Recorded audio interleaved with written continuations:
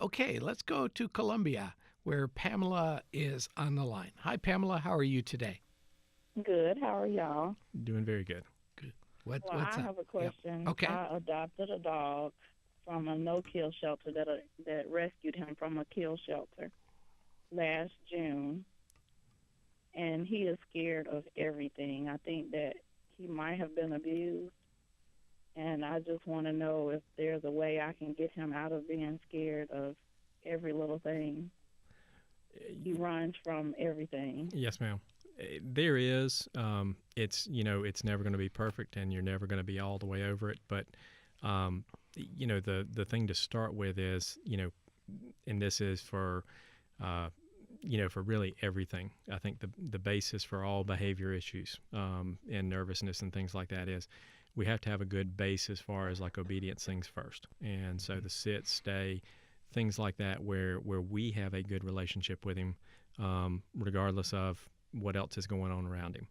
And, once we have that base down, then it's easier to work on things as far as acclimating him to things. And, we don't want to have an overstimulus, so you don't want to try to pick out everything that scares him and try to do that in 1 week. But, over a period of, and this is going to be probably at least a year that you would work on it, is you're going to be working on having time periods where you expose him to things.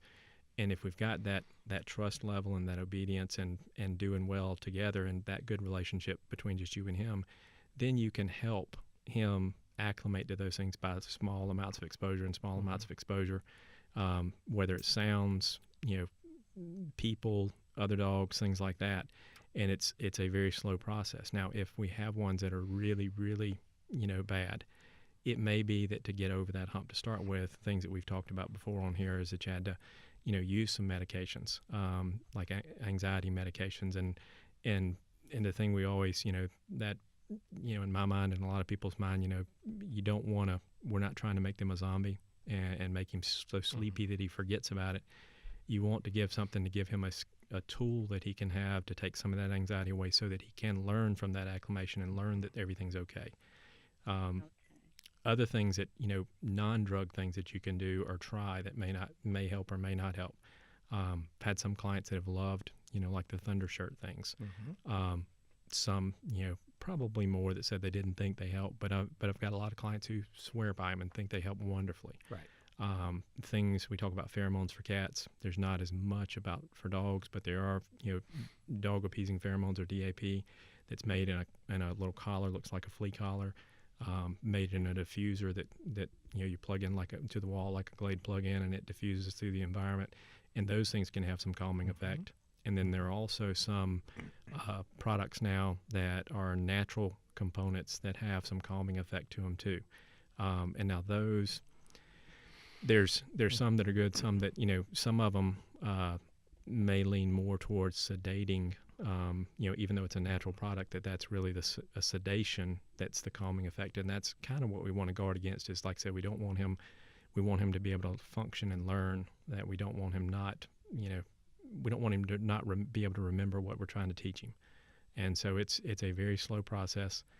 You're down there in Columbia. Mm-hmm. There should be, the other thing is that there should be, if you need help with it, your family vet, can probably help you, but then also, can maybe recommend. I'm sure there's lots of trainers. Sure. And like I said, if we don't have that, sit, stay, things like that down, being able to walk on a leash, the basics of obedience down, then the other thing you can talk to him about is maybe recommending a place that would be a good obedience class. And for him, if he's so scared of everything, it may be that instead of going to one of the obedience classes, you might need to be with one of the trainers that comes to your house and works with you there, and helps you with him there.